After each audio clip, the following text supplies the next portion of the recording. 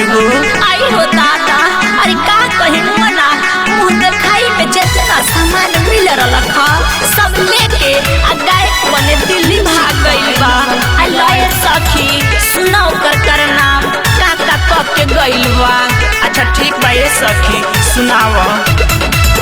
जवन मिलल रहे मुँह देखाई सब ले गइल मर्दा चोराई। अरे रे दादा ए सखी जवन मिलल रहे मुँह देखाई सब ले गइल मर्दा चोराई। झूठे कइल सब प्यार हम भइनी भिखार, झूठे कइल सब प्यार हम भइनी भिखार। कौनो छोड़लक ना लायक सखी, बने गइल रहे बड़का गायक सखी। लूट ले सब पैसा ना लायक सखी, बने गइल रहे बड़का गायक सखी। लूट ले सब पैसा ना लायक सखी। हेलो, अरे काहे नहीं की बोलते? हेलो, अरे अभी फोन मत कर, हम गाना नु गावतानी। आही बा, अरे कब भाग गइनी है रउआ?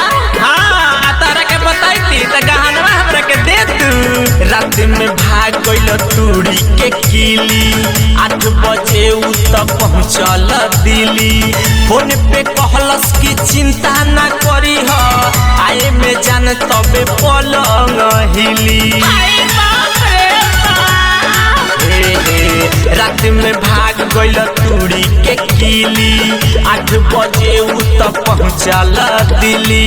फोन पे कहलस की चिंता ना करी ह, आए में जान तबे पलंग हिली। ऊपर हाई बात सुना। कहे बने में स्टार तबे बने हम भतार, कहे बने में स्टार तबे बने हम भतार। कहियो धैलस ना मायक सखी, बने गइल बाटे बड़का गायक सखी। लूट ले सब पैसा ना लायक सखी, बने गइल बाटे बड़का गायक सखी। लूट ले सब पैसा ना लायक सखी।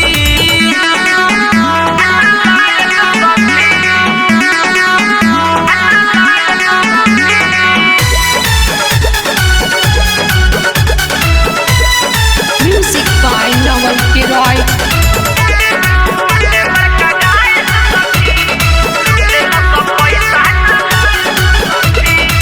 मानी के राइटर चंदन के बतिया, छोड़ी के भागल हम के झकिया।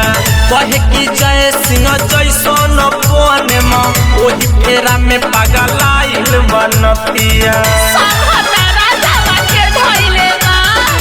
मानी के चंदन चंचल के बतिया, छोड़ी के भागल बाटे उ झकिया।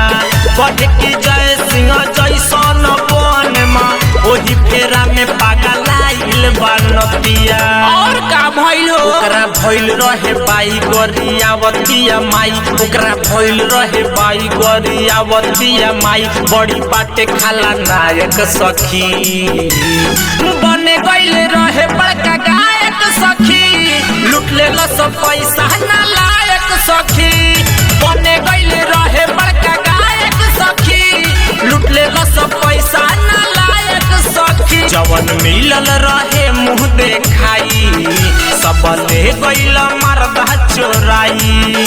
झूठे कइल सब प्यार हम भइनी भिखार, झूठे कइल सब प्यार हम भइनी भिखार।